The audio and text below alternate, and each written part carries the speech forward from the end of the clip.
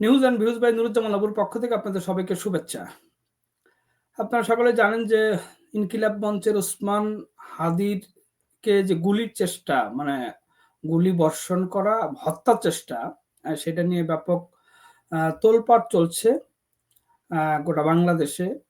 এইটা আসলে কারা জড়িত, কেন জড়িত, কেন করেছে কোনো কিছু উদ্ঘাটিত হয়নি এখন পর্যন্ত, কিন্তু সন্দেহভাজন হিসেবে দুজনকে চিহ্নিত করে এই ঘটনায় এখন পর্যন্ত সেই সন্দেহভাজনদের বন্ধু বান্ধবী, স্ত্রী, বাবা, মা অনেকেই গ্রেপ্তার করা হয়েছে।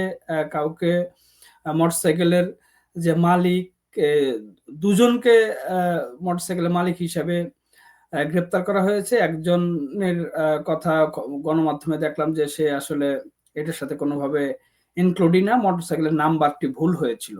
তো এই হাদিকে গুলি করার ঘটনায় যে দুজন সন্দেহভাজন যাদেরকে বলা হচ্ছে যে এখন তারা ভারতে পালিয়ে গিয়েছে, সেইটা নিয়ে এগুলো নিয়ে আসলে অনেকগুলো প্রশ্ন তৈরি হয়েছে, অনেক প্রশ্ন, ডজন ডজন প্রশ্ন, কিন্তু এই প্রশ্নগুলোর উত্তর জানা নেই, উত্তর পাওয়া যাচ্ছে না। সেটা নিয়ে আজকে আলোচনা করব। বিস্তারিত ভিডিওটা একটু লম্বা হতে পারে, আশা করি আপনারা শেষ পর্যন্ত দেখবেন। তবে বিস্তারিত আলোচনায় যাওয়ার আগে আপনাদের সকলের কাছে request, news and views by Nuruzzaman Labu আমার একটি ইউটিউব চ্যানেল। আমার আলোচনা বিশ্লেষণ যদি আপনাদের ভালো লাগে তবে অবশ্যই চ্যানেলটি সাবস্ক্রাইব করবেন এবং লাইক, কমেন্টস ও শেয়ার করতে পারেন। যদি ভিন্ন মত থাকে তাহলে কমেন্টস অপশনে জানাতে পারেন। তো যেটি বলছিলাম যে হাদিকে গুলি করার ঘটনা 12ই ডিসেম্বর শুক্রবার জুমার পরপর 2টা 20 থেকে 30-এর মধ্যে। তো এই ঘটনার যদি আপনি সিসিটিভিতে বেরিয়েছে, সেদিনই বেরিয়েছে। তো সিসিটিভি অ্যানালাইসিস করে প্রথম যে বিষয়টা আসে সেখানে যে একটা দুটো চলন্ত গাড়ি, একটাতে হাদি ছিল, অটোরিকশা সেটাও চলমান ছিল, এবং পাশে যে বাইক থেকে গুলি করা হয়েছে সেটাও চলন্ত। তো চলন্ত গাড়ির থেকে, একটি চলন্ত গাড়ির থেকে আরেকটা চলন্ত গাড়িতে টার্গেট ঠিক করা, এবং আপনারা জানেন যে হাদির আসলে মাথার ভিতরে গুলি লেগেছে। এটা নতুন করে এই তথ্য সকলের জানা। তো এইটা এই কিলারদের বা শুটারদের সবসময় যদি আপনি টার্গেট একদম ফিক্সড করে যে তাকে একবারে মেরে ফেলবে, তাহলে তার টার্গেটটা আসলে মাথাতেই হয়, মাথা বা বুকে হয়ে থাকে। তো এইখানে শুটার কিন্তু একেবারে মাথা বরাবর মেরেছে, তার মস্তিষ্কের আশপাশ দিয়ে সেই গুলি বেরিয়ে গেছে অপর পাশ দিয়ে। তো এই যে চলন্ত গাড়ির থেকে গুলি করা, এটা আসলে আমি প্রথম দিনই বলেছিলাম যে এটা পেশাদার কিলার ছাড়া এটা অসম্ভব। মানে একজন অ্যামেচার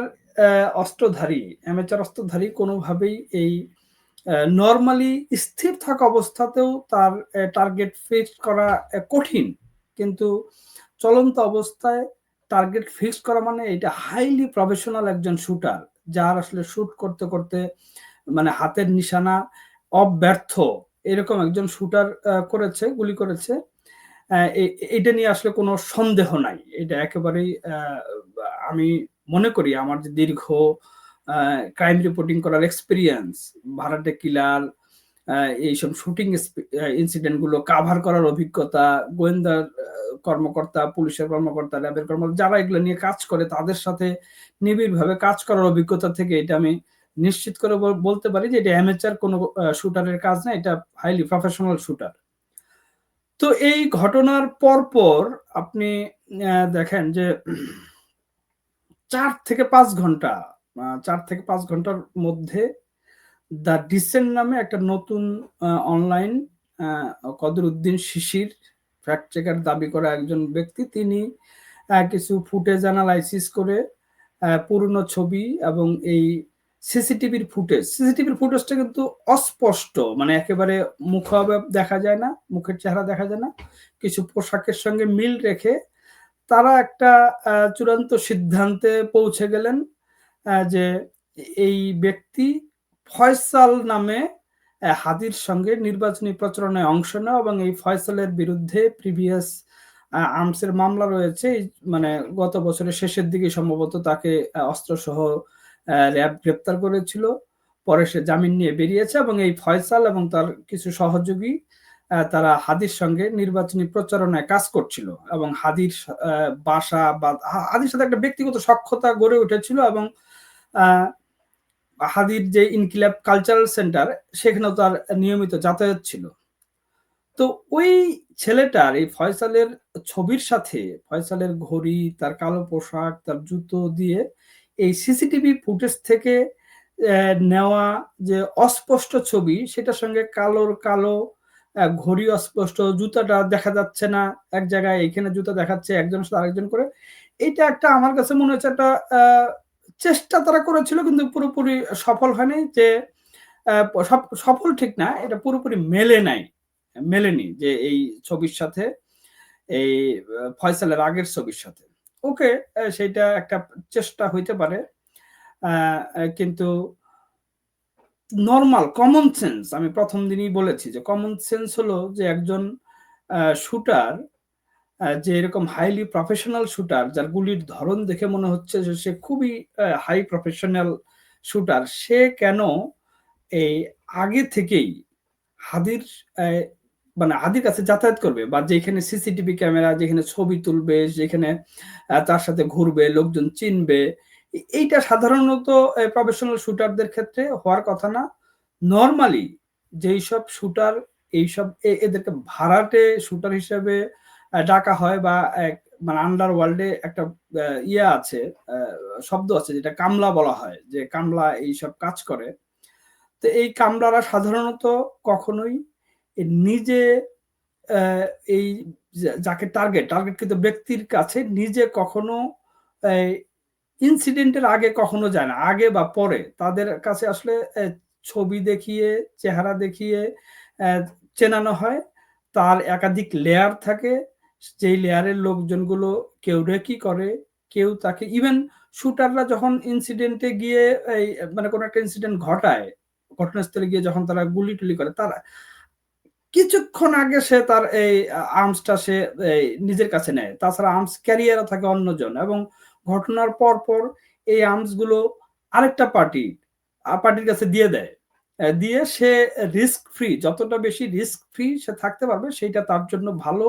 সে এইটা মনে করে ঘটনার আগে একটা নির্দিষ্ট জায়গায় যাবে, সেখান থেকে আর্মসটা নিয়ে সে ঘটনা ঘটাবে এবং ঘটনার পরে আরেকটা নির্দিষ্ট জায়গায় গিয়ে আরেকটা দলের কাছে অ্যা আর্মসটা দিয়ে দিবে এবং এই যে রেকি কাকে টার্গেটকৃত ব্যক্তিটা কে কখন যাবে তার গতিপথ এইসব আসলে আরেকটা পার্টি রেকি পার্টি তারা এগুলা ইনফরমেশন জানাবে। কিন্তু এইখানে অ্যা যে একটা বয়ান আ তৈরি করা হলো যে আসলে এই ফয়সাল, আলমগীর বা এদের অ্যা এ এরা এই শুটিংটার সাথে সরাসরি জড়িত। এইটাতে আমার কাছে কিছু খটকা আ লাগছে যে কেন সে যদি টার্গেট করে থাকে হাদীকে তাহলে কেন সে শুক্রবারে জুমার নামাজে প্রকাশ্য দিবালোকের যে টাইমটা বেছে নিল? কেন সে আরো তো আ তার সাথে যে সখ্যতার আ তথ্য আমরা পাচ্ছি সেই তথ্য অনুযায়ী এই যদি ফয়সালি এই শুট করে থাকে তাহলে তার আরো অনেক সেফ জায়গায় গিয়ে তাকে হত্যা চেষ্টা করা বা হত্যার উদ্দেশ্যে গুলি করার সুযোগ ছিল। কেন সে সেইসব সুযোগগুলো কেন সে নিল না? বা তার বাসা বা তার অফিস বা বিশেষ করে সূর্য ডোবার পরে অন্ধকার কোনো জায়গায় অন্ধকারে হলে পরে এই ঘটনা ঘটলে পরে এই যে সিসিটিভির ফুটেজটা আরো বেশি এ এ এইটুকু হয়তো পাওয়া যেত না কিংবা সিসিটিভির ঘটনায় মানে জায়গাগুলো এড়িয়ে এটা হইতে পারত। এইটা যেটা হয়েছে যে ফয়সালের নামটা এমনভাবে সোশ্যাল মিডিয়াতে অ্যা প্রচার করা হয়েছে। অ্যা এ ১ম দিকে তাকে সন্দেহভাজন হিসেবে বলা হচ্ছিল। পরে তাকে আসলে মূল অভিযুক্ত হিসেবেই অলরেডি সোশ্যাল মিডিয়া এবং গণমাধ্যম সহ সবাই লিখছে। কিন্তু কোন ধরনের তথ্য প্রমাণ ছাড়াই। যদিও ১ম দিকে ওই ঘটনার পরপরই কিন্তু আপনারা খেয়াল করবেন যে একটি দলের বিশেষ করে বিএনপির ওইখানকার যে ক্যান্ডিডেট মির্জা আব্বাস, তার প্রতি কিন্তু ১ম আঙ্গুল তোলা হয়েছিল। এইটাও আ আ যখন এটা ধোপে টেকেনি, তার পরপরই এই এইটা আনা হলো, ফয়সালকে সামনে আনা হলো। ফয়সাল সামনে এনে আ ফয়সালের গতিবিধি সহ প্রকাশ করা হলো এবং ফয়সাল সে ভারতে চলে গিয়েছে এবং ভারতে থাকা অবস্থা তার ছবিও পাবলিশ করা হয়েছে। তো সেই ছবিটাও দেখছিলাম যে চিন্তা করেন যে একটা ছেলে খুন করেছে, ওকে খুন করে সে পালিয়ে সীমান্ত পেরিয়ে ভারতে চলে গিয়েছে। কিন্তু সে তার চেহারা পরিবর্তন করেনি আরকি। আপনারা যে ছবিটা এই আ ভাইরাল হয়েছে, প্রচার করা হচ্ছে ভারতে থাকা অবস্থায় WhatsApp ইন্টারসেপ্ট করে নাকি এটা বের করা হয়েছে। আ সেই ছবিতে কিন্তু তার দাড়ি, আ যে ফ্রেঞ্চ কাট দাড়ির মতো দাড়ি সেটা কিন্তু আছে আরকি। তো নরমাল সেন্স কি বলে? যে নরমাল সেন্স বলে যে যখনই কিলার যদি টের পাওয়া যায় যে তার সম্পর্কে জেনে গেছে লোকজন আরকি। তাহলে সে সর্বোচ্চ চেষ্টা করবে তার পরিচয়টা গোপন করার। কারণ সে যে হারে তার ছবি প্রচারিত হয়েছে সোশ্যাল মিডিয়াতে এবং গণমাধ্যমে। তো সে অ্যা নিশ্চয়ই তার দাড়ি-মোছ সব কেটে একদম মানে ক্লিন শেভ হওয়ার কথা। তার চুল অ্যা ছেঁটে ফেলে হয় ন্যাড়া হবে বা অন্য কোনো কিছু, মানে নানা রকম পরিবর্তন আনার কথা। কিন্তু সেরকম পরিবর্তন কিন্তু আ দেখা যায়নি।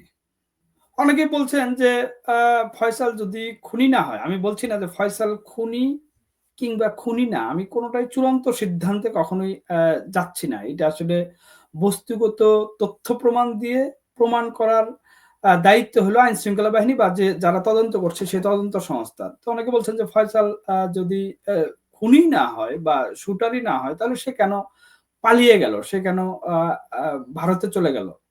এইটা একটা একেবারেই লেম একটা আর্গুমেন্ট। কারণ যেই হারে ফয়সালের ছবি প্রচার হয়েছে, ফয়সালকে যদি বাংলাদেশের কোথাও কেউ যদি তাকে ধরতে পারে, তাকে পুলিশে দেওয়ার আগ পর্যন্ত তাকে পিটিয়েই মেরে ফেলবে। এইটা ফয়সাল কি ফয়সাল সহ তার বোঝার কথা। এটা যে কেউ জানে আরকি। যে ওকে যদি কেউ ধরতে পারে তাহলে তাকে, বিষয়টা এত সেনসেশন তৈরি করেছে যে ওকে ধরতে পারলে তাকে পিটিয়েই মেরে ফেলবে পুলিশ আসার আগেই।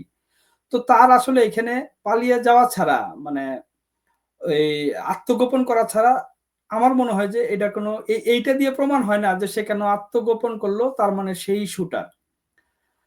আচ্ছা, ১ম দিকে অ্যা যে সোশ্যাল মিডিয়াতে ফয়সালের ছবি দিয়ে বলা হলো যে সেই শুটার, সেই সন্দেহভাজন, সেই গুলি করেছে। সে আ একসময় ছাত্রলীগ, যুবলীগ, আওয়ামী লীগের রাজনীতির সাথে জড়িত ছিল। সে নানকের লোক। সে রাষ্ট্রপতির সাথে সাক্ষাৎ করেছে। রাষ্ট্রপতির ছেলের সাথে তার আ সখ্যতা রয়েছে এবং আওয়ামী লীগ এইখানে তাকে দিয়ে এই কাজটা করাতে পারে। এরকম নানা রকম আ বক্তব্য সোশ্যাল মিডিয়াতে প্রচার হচ্ছিল। কিন্তু আ তখন পর্যন্ত পুলিশ কিন্তু, কারণ পুলিশের হাতে কোনো তথ্য প্রমাণ নাই। পুলিশ কিন্তু তাকে বলতেছিল না যে সেই এটার সাথে ইনভলভ কিংবা সেই আ এটার সাথে জড়িত বা কোনো ক্লু পেয়েছে। এক পর্যায়ে সোশ্যাল মিডিয়ার হাইপটা এত বেড়ে গেল, আসলে আইন শৃঙ্খলা বাহিনীর করার কিছু ছিল না। তারা সন্দেহভাজন হিসেবে তাকে ধরিয়ে দেওয়ার জন্য দ্রুত আ ৳৫০,০০,০০০ পুরস্কার ঘোষণা করল। এটার কারণ হলো যে আসলে আইন শৃঙ্খলা বাহিনী যে ব্যর্থ একজন নাগরিকের নিরাপত্তা দিতে, এবং এই ঘটনার কারণে তো স্বরাষ্ট্র উপদেষ্টার পদত্যাগের দাবিও উঠেছে। আ বেশ জোরালোভাবে দাবি উঠেছে। এমনিতেই স্বরাষ্ট্র উপদেষ্টা আমি মনে করি একজন ব্যর্থ উপদেষ্টা। তো ফলে তারা দ্রুত এই ফয়সালকেই সন্দেহভাজন হিসেবে গণ্য করে। যদিও ফয়সালকে জিজ্ঞাসাবাদ করা দরকার। মানে যেকোনো আ এরকম বড় ঘটনায় যে কাউকে আইন শৃঙ্খলা বাহিনী বা তদন্ত সংস্থা জিজ্ঞাসা করতে পারে। সেইজন্য তার এ বিষয়ে ডিএমপি থেকে দেওয়া হলো যে তাকে ধরিয়ে দিতে পারলে ৳৫০,০০,০০০ পুরস্কার আ করা হবে আরকি। পুরস্কার দেওয়া হবে। আচ্ছা, আরেকটা বিষয় খুব করে আসছে। এইটাও যেই আ গ্রুপটি ১ম এই ফয়সালের ছবিটা দিয়ে তাকেই তথ্য প্রমাণ ছাড়া, মানে বস্তুগত তথ্য প্রমাণ, কারণ বস্তুগত তথ্য হলো যে আপনি যে শুট করেছে সেই অস্ত্রটা অবশ্যই উদ্ধার করতে হবে। সেই অস্ত্র উদ্ধার শুধু নয়, অস্ত্র থেকে যে আ গুলি বেরিয়েছে এবং ঘটনাস্থলে যে গুলির খোসা বা অন্যান্য আলামত উদ্ধার করেছে সেইটার সঙ্গে ব্যালিস্টিক পরীক্ষার মাধ্যমে নিশ্চিত হইতে হবে যে এই অস্ত্র থেকেই গুলিটা করা হয়েছিল। তো এইসব তথ্য প্রমাণ ছাড়াই যখন ফয়সালকে যারা মূল খুনি বা মূল শুটার হিসেবে বাজারে ছেড়ে দিয়েছে, ওই গ্রুপটি আবার ফয়সালের জামিন নিয়ে জামিনের সাথে কারা জড়িত, কে জামিন করিয়েছে সেইটা তারা বাজারে ছেড়ে একটা চেষ্টা করলো যে এইটা ওইদিকে নেওয়ার একটা মানে পরোক্ষভাবে একটা পলিটিক্যাল উদ্দেশ্য এখানে স্পষ্ট হয়ে যাচ্ছিল। কারণ প্রথম থেকে খেয়াল করবেন যে মির্জা আব্বাসকে এটার জন্য দোষারোপ করা হলো। চাঁদাবাজ সাধারণত বিএনপির কে ইঙ্গিত করে বলা হচ্ছিল যে তারা এটা করেছে। তৃতীয়ত বিএনপির আইনজীবী কায়সার কামালের নাম আসলো যে তিনি এটাকে জামিন করিয়েছেন, যদিও জামিন পাওয়া যে কোনো অপরাধী, যত বড় অপরাধী হোক, জামিন পাওয়া আসলে প্রত্যেক নাগরিকের অধিকার। মানে এটা হলো ল কি বলবে আপনাকে, তাকে জামিন দেওয়া যাবে কি যাবে না সেটা আসলে পুরোটা আইনগত ব্যাপার বিষয়, এবং এটা কোর্টের মানে আদালতের ডিসক্রিশনও, আদালত কাকে জামিন দিবে না দিবে। আর আইনজীবীকে দোষারোপ করার সুযোগ কম কেন, কারণ আইনজীবীর পেশাই হলো তার মক্কেলের জামিন করানো, তার মক্কেলের সুবিধা পাইয়ে দেওয়া আর কি, সেটাই তার পেশা। ফলে এইটা দিয়েও একটা পলিটিক্যাল গেম খেলার চেষ্টা করা হয়েছিল। আরেকটা বিষয়, সোশ্যাল মিডিয়ার প্রথম দিকে আমি বললাম যে সোশ্যাল মিডিয়াকে হাইপের কারণ প্রথমে তাকে সন্দেহভাজন বলা হচ্ছিল, কিন্তু এখন আসলে মূল গণমাধ্যম, সেই গণমাধ্যমগুলো তো তাকে কোনো তথ্য প্রমাণ, বস্তুগত তথ্য প্রমাণ ছাড়াই তাকে খুনিও বলা হচ্ছে। র‍্যাব একটা বাইক উদ্ধার করেছে যে এই ঘটনায় ব্যবহৃত হয়েছিল সেই একজন ব্যক্তি এবং একটা বাইক সহ তারা এই হান্নান নামে একজনকে অ্যারেস্ট করে পুলিশে দিল। কিন্তু এখন জানা যাচ্ছে যে এই হান্নান আসলে তার বাইক ব্যবহৃত হয়নি, নম্বর ভুল হয়েছে। দেখেন যে এত একটা সেনসিটিভ ঘটনা, সেই ঘটনায় যাচাই বাছাই ছাড়াই একজন ব্যক্তিকে এনে তাকে গ্রেপ্তার দেখানো হচ্ছে ওই মামলায়, গ্রেপ্তার দেখিয়ে রিমান্ড পর্যন্ত, তাকে 3 দিনের রিমান্ডও নেওয়া হয়েছে, রিমান্ড পর্যন্ত। কিন্তু পরে জানা যাচ্ছে যে তার বাইকটা আসলে নাম্বারের ভুল। আমি একটা গণমাধ্যমে এই সংক্রান্ত একটা প্রতিবেদন দেখলাম আর কি। অথচ এটাতে কিন্তু প্রাথমিক জিজ্ঞাসাবাদে ওই ছেলেটা বলছিল যে আমাকে যেই শোরুম থেকে আমি বাইকটা কিনেছিলাম সেই শোরুমে নিয়ে যান, সব সত্য পরিষ্কার হয়ে যাবে। কিন্তু ওই যে একটা প্রতিযোগিতা আন্তঃবাহিনীর মধ্যে যে কে আগে এটা মিডিয়া কাভারেজ নিবে, এইটা অনেক বছর ধরেই বাংলাদেশের আইন শৃঙ্খলা বাহিনীর মধ্যে একটা প্রবণতা রয়েছে যে মিডিয়া কাভারেজ কে এগিয়ে থাকবে, সেই জন্য ভুল হোক শুদ্ধ হোক তারা আসলে ওই মিডিয়াতে ফোকাস করে একটা বলে দেয়। কারণ জবাবদিহিতা নাই তো আসলে। এই যে ছেলেটাকে এই মিডিয়ায় প্রচার এবং তাকে একটা খুনের মামলায় রিমান্ড পর্যন্ত হয়েছে, তার যে সম্মানহানি, এই ক্ষতিপূরণ বা এই যে এইটার জবাব রাষ্ট্রের কাছে নাই। আইন শৃঙ্খলা বাহিনী যে র‍্যাব যাতে ধরছে তারা এটা নিয়ে কোনো কথা বলবে না। আচ্ছা, আরেকটা ঘটনা দেখেন, এখন পর্যন্ত এই ঘটনায় এই ছেলেটার বান্ধবী, তার বাবা-মা, তার শ্যালক, তার সহযোগী, এভরিওয়ানকে মানে ৭-৮ জন ৯ জন সম্ভবত এখন পর্যন্ত গ্রেপ্তার করা হয়েছে। একজনকে এই ঘটনায় অস্ত্রগুলির যে ব্যবহার হয়েছে সেটা উদ্ধারের দাবি করা হচ্ছে র‍্যাবের পক্ষ থেকে।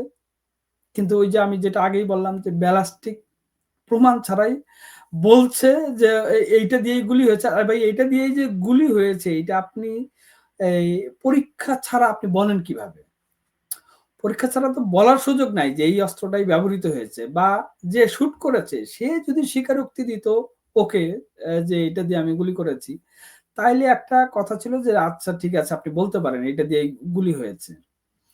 আচ্ছা, আরেকটা র‍্যাব, আইন শৃঙ্খলা বাহিনী, র‍্যাবই সম্ভবত যে ওই ছেলের যে বোনের বাসা, সেই বোনের আগারগাঁয়ে, সেই বোনের বাসার পাশ থেকে কিছু গুলির ম্যাগাজিন এবং ৪১ রাউন্ড সম্ভবত গুলি এইসব উদ্ধার করে বলছে যে এগুলা সে ওই বোনের বাসার পাশ থেকে সে এবং তার মা আরো আত্মীয়-স্বজন কেউ ওইখান থেকে একবার রেখেছে গলিতে বাসার পাশে, আবার সেইখান থেকে নিয়ে এসেছে কোনো একটা কিছু জিনিস।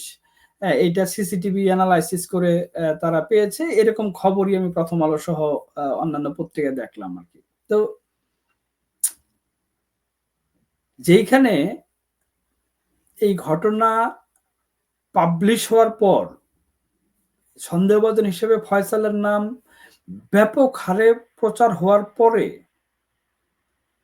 এই তার বাবা সেই আর্মস গুলো নিজের কাছে রাখবে, এটা কি বিশ্বাসযোগ্য? কিংবা কোনো খুনি বা এইরকম শুটার সে শুট করে, যে যদি প্রফেশনাল শুটার সে হয়, শুট করে সেই আর্মস তার বাবার কাছে নিয়ে রেখে দিবে। সে যখন সে তো জানারই কথা যে এইটা একটা বড় ঘটনা। হাদির মতো একজন লোককে সে গুলি করছে এবং এটা মিডিয়া সহ সারা বাংলাদেশে একটা চাঞ্চল্য সৃষ্টি হবে যে সে তার সেই অস্ত্র, সেই জিনিসপত্র নিয়ে তার বোনের বাসায়, মানে এই এত গাধা লোকজন শুটার হবে, এইটা আমার কাছে আ মনে হয় না। মানে ইভেন র‍্যাবের যে প্রেস বিজ্ঞপ্তি সেইখানে বলা হচ্ছে যে আশেপাশের সিসিটিভি ক্যামেরা বিশ্লেষণ করে তারা দেখেছে যে ফয়সাল করিম ও তার সহযোগী আলমগীর ঘটনার দিন বেলা ১১টার দিকে একটা মোটরসাইকেলে বাসা থেকে বের হয়ে যান। পরে বিকাল ৪টার দিকে ফয়সাল আলমগীর ফয়সালের মা ও ভাগিনাকে ২ ভবনের মাঝের ফাঁকা স্থান থেকে কিছু বের করতে দেখা যায় আরকি। মানে এই কখনোই এইসব ইনসিডেন্টের ঘটনায় এই যে শুটার, কিলার যারা শুট করে পেশাদারি, যারা কিলিং এর সাথে যারা আন্ডারওয়ার্ল্ড এ কাজ করে, তারা কখনোই তাদের এই নিজের অপরাধ কর্মকাণ্ডের সঙ্গে তাদের বাবা-মাকে জড়ায়, এইটা আমি কখনো শুনিনি। আমার যে ২০ বছরের আ আ সা ক্রাইম রিপোর্টিং এর এক্সপেরিয়েন্স এবং অন্য যারা ক্রাইম রিপোর্টিং করেন, যারা এইসব নিয়ে কাজ করেন, এইটা কখনোই অ্যা একেবারে হইতে পারে না আমি সেটা বলছি না। কিন্তু এটা সচরাচর হয় না যে তার মা-বাবাকে এই এনে, মানে শুট করে এসে, ঘটনা ঘটিয়ে এসে আ মাকে সঙ্গে নিয়ে সেই গুলি, আর্মস, খোসা এইসব সে রাখতেছে। মাকে সঙ্গে নিয়ে এইসব বের করতেছে। এটা একেবারে হাস্যকর একটা বিষয় র‍্যাবের, আ খুবই অবাক হওয়ার মতো। মানে একেবারেই অবাক হওয়ার মতো। আবার ৪ টার সময় যে বাসায় যাওয়ার কথা বলছে, শুটার এই যে আমি যেটা বললাম একটু আগে যে এত বড় ইনসিডেন্ট, এত বড় সেনসিটিভ ঘটনা, এই ঘটনার পরে শুটার তার বাসায় যাবে সেটা না। সে তো যদি মাস্টার প্ল্যান করে থাকে তাহলে সে এই ঘটনা ঘটানোর পরে সে কি করবে, কিভাবে এসকেপ করবে, কিভাবে কোথায় গিয়ে আত্মগোপনে থাকবে, সেটা তার সবকিছু রেডি থাকার কথা। মানে এটা তো আর এরকম না যে ঝগড়ার মধ্যে সে গুলি করছে, কোন কিছু প্ল্যান করে নাই। এই ঘটনা তো দেখেই মানে পুরোপুরি বোঝা যায় যে এইটা ফুল প্ল্যান্ড ওয়েতে করা একটা ইনসিডেন্ট আরকি। ফুল মানে শতভাগ পরিকল্পিতভাবে অ্যা ঘটানো ঘটনা। ফলে সেই শুটার এই তার ইনসিডেন্ট এর পরে, সে শুট করার পরে সে দৌড়ে আবার তার বাড়িতে যাবে, ম্যাগাজিনে রিয়া আনবে, এগুলা আনবে। এগুলা আসলে একেবারেই, মানে আমার কাছে মনে হয় যে তথ্য, মানে লেম ইনফরমেশন, মানে অ্যাকসেপ্টেবল না আরকি। আরেকটা আ ইনফরমেশন এইখানে আমার একটু একটা সন্দেহর জায়গা একটা তৈরি হয়েছে যে আপনার একটা সিসিটিভি ফুটেজ আমি দেখছিলাম যে হাদির যে কালচারাল সেন্টার, সেই সেন্টারে এই আ ফয়সাল এবং তার সহযোগীরা যেখানে গিয়েছিল, যদি তার সহযোগী যেটা গ্রেপ্তার হয়েছে কবির, সে বলছিল যে সে তার বাইক চালায়, পাঠাও বাইক কন্ট্রাকচুয়াল ভাবে চালায়। সেইখানে সে হাদির ফয়সালের সঙ্গে সে হাদির সেই কালচারাল সেন্টারে গিয়েছিল। সেইখানকার একটা সিসিটিভি ফুটেজে ওই যে লিফট ধরে রাখা, এইটা একটু সাসপিসিয়াস যে কেন সে ভিতরে যাচ্ছে লিফট। এটা আবার অনেক সময় হয় যে আমরা কেউ ভিতরে গিয়ে যে, "এই আমরা কিন্তু এখনই বেরিয়ে যাবো, লিফটটা ধরিস।" মানে এরকম ২-৩ বার কেউ চেপে ধরে রাখে। এটা কমন। কিন্তু তারপরে এই জিনিসটাই একমাত্র আমার কাছে সাসপিসিয়াস মনে হয় যে, যেহেতু কবিরকে অ্যা অ্যারেস্ট করেছে, কবিরের কাছ থেকে কোন তথ্য পায় কিনা সেটা একটা বড় বিষয়। আর এই ঘটনায় মানে একটা যেটা সবচেয়ে আ গুরুত্বপূর্ণ বিষয় সেইটা হলো এই ফয়সাল যদি শুট করে তার মোটিভটা কি? মানে তাকে কি কেউ আ টাকা দিয়ে শুট করিয়েছে? আ বা তার কি ব্যক্তিগত কোনো শত্রুতা ছিল? তার কি নিজস্ব কোনো ক্ষোভ ছিল? এইটা কিন্তু খুব ইম্পোর্টেন্ট।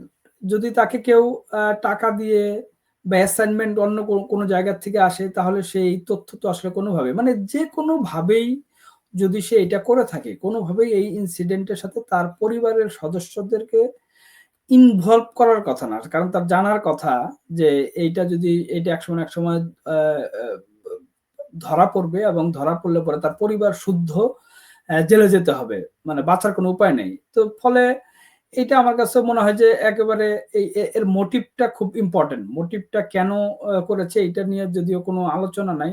যদিও মানে কোনো ক্লুই পাইনি যে এটা কেন করেছে বা সেই করেছে কিনা আদৌ। কিন্তু একটা বিষয় হয়ে গিয়েছে যে সোশ্যাল মিডিয়ার যে হাইপ উঠেছে, গণমাধ্যমে যেভাবে বলা হচ্ছে, লেখা হচ্ছে, এখন যদি প্রকৃত খুনি যদি অন্য কেউ হয় বা তদন্তে ধরা পড়ে যে যেইসব আর্মস উদ্ধার হয়েছে সেই আর্মস দিয়ে গুলি হয়নি বা অন্য কোনো একটা গ্রুপ এটা করেছে, এর নেপথ্যে অনেক বড় কেউ আছে বা অন্য যে কেউই থাক। কিন্তু মানুষ কিন্তু বিশ্বাস করবে না। মানুষ মনে করবে যে এই ফয়সালকে বাঁচানোর জন্য পুলিশ এগুলো গল্প বলছে।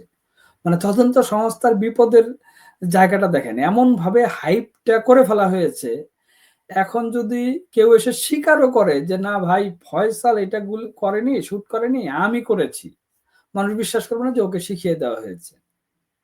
সাগররুনির ঘটনায় আপনারা জানেন যে একটা বড় ঘটনা সেইটাতে এমনভাবে এটিএন বাংলার চেয়ারম্যান মাহফুজুর রহমান আ নাম জড়িত হয়ে গিয়েছিল যে মানে এইটার আর অন্য কেউ যে এটাকে খুন করতে পারে, এটা কেউ বিশ্বাসই করতেছে না। আমি ব্যক্তিগতভাবে অনেক আলোচনায় মানুষজন বলতে শুনেছি যে, "না এটা মাহফুজুর রহমান।" ওই যে সোশ্যাল মিডিয়াতে হাইপ, ঠিক একই ঘটনাটা ঘটবে হলো এই ইয়ের ক্ষেত্রে, এই হাদির ক্ষেত্রে এই শুট আসলে অ্যা কোনো প্রফেশনাল কিলার যদি করে থাকে, অন্য কেউ যদি করে থাকে, কিন্তু কোনদিন এইটা আসলে এই প্রমাণ করতে মানে এরা তদন্তে এটা আনতেই পারবে না। আনলেই মানুষ গালাগালি করে তাদেরকে ভুয়া বলে দুয়ো দিবে।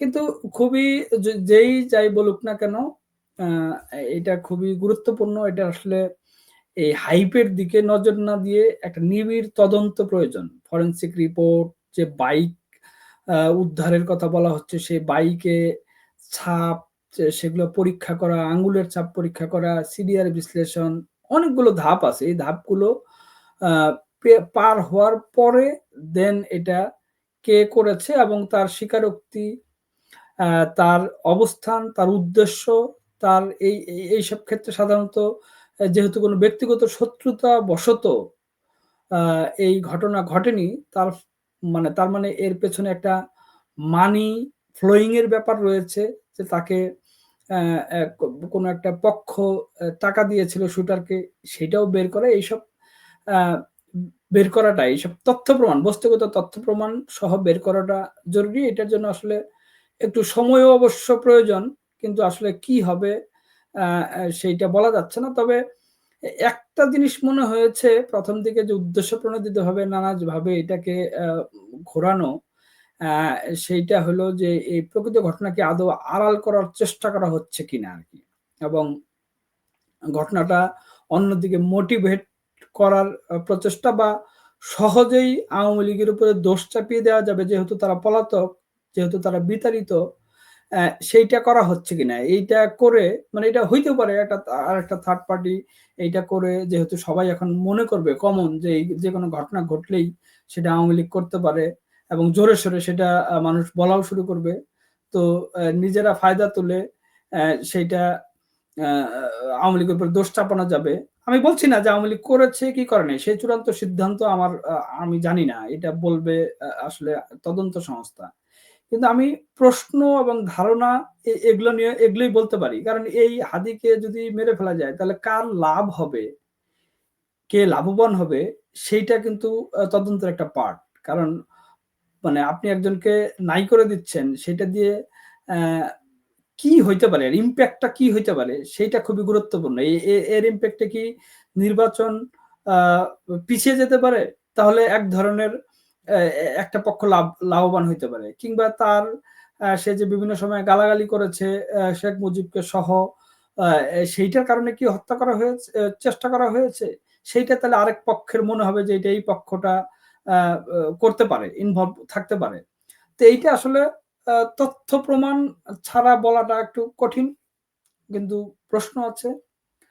আ ওই যেটা আমি আগেও বললাম আরেকটা পয়েন্ট যে গ্রেপ্তারের ধরন এখন পর্যন্ত যে এই অ অনেকজনকে বাবা-মা মানে স্ত্রী বান্ধবী, শ্যালক সবাইকে যেভাবে অ্যারেস্ট করা হয়েছে একবারে সরাসরি হত্যা মামলায়, সেইটা আসলে আ আমি মনে করি যে এগুলো মামলাটাকে আসলে করবে আরকি। অ্যা নরমালাইজ করবে, সাধারণ করে ফেলবে। কারণ আপনি এইসব লোককে যদি আপনি জিজ্ঞাসাবাদ করতে চান, তাদের কাছে তথ্য বের করতে চান, তাহলে তাকে 54 এ অ্যারেস্ট করে তার কাছ থেকে রিমান্ডে নিয়ে জিজ্ঞাসাবাদ করে আপনি জানতে পারেন। সরাসরি একেবারে হত্যা মামলায় মাকে, বাবাকে ঢুকিয়ে দেওয়া এবং এই আর্মস উদ্ধারের মতো ঘটনা দেখানো আরকি। এটা আসলে একেবারে আমি মনে করি ফাজলামি ছাড়া অন্য কোনো কিছু না আরকি। এটা তথ্য প্রমাণ ছাড়া কোনো কিছু বলাই উচিত না। কিন্তু যেইভাবে প্রেস ব্রিফিং এ বলছে যেমন ওই যে যেটা বললাম যে মোটরসাইকেলের হান্নানের কথা তো প্রেস ব্রিফিং এ র‍্যাব বলেছিল। তারা কমেন্টস দিয়েছে যে এই আ মোটরসাইকেল ব্যবহৃত হয়েছে এবং এইটাই সেটার মালিক আরকি। এখন যে হয় নাই, এখন তার জবাবটা কি? এখন কোনো আ জবাব নাই। প্রথম আলোর একটা রিপোর্টে দেখলাম যে এ এই ফয়সাল আগের রাতে বান্ধবী সহ সাভারে ছিল। সকালে তার বোনের বাসায় গিয়েছে মিরপুরে ওই যে যেখানকার কথা আগেও বলেছি আমি, সেইখান থেকে আবার আমিনবাজারে গিয়েছে। ১ম একটা রিপোর্টে আমি দেখেছিলাম যে সেইখানে থেকে পল্টনে যাওয়ার কোনো তার ঘটনার কথা উল্লেখ করে নাই। কিন্তু পরে আবার অন্যান্য রিপোর্টে দেখলাম যে একটা লাইন যুক্ত আছে যে সে ওই বোনের বাসার থেকে পল্টনে গিয়েছে, গিয়ে আবার বোনের বাসায় ফিরে এসেছে। মানে পল্টনে গিয়ে সে শুট করে সে ফিরে এসেছে। এইটাও আমার কাছে একেবারে আ মনে হয় না যে এত অ নরমালাইজ চিন্তাভাবনা, এত সরলীকরণ চিন্তাভাবনা যে একটা ছেলে আসছে, বোনের বাসায় আসছে, বোনের বাসা থেকে গেছে শুট করে আবার বোনের বাসায়।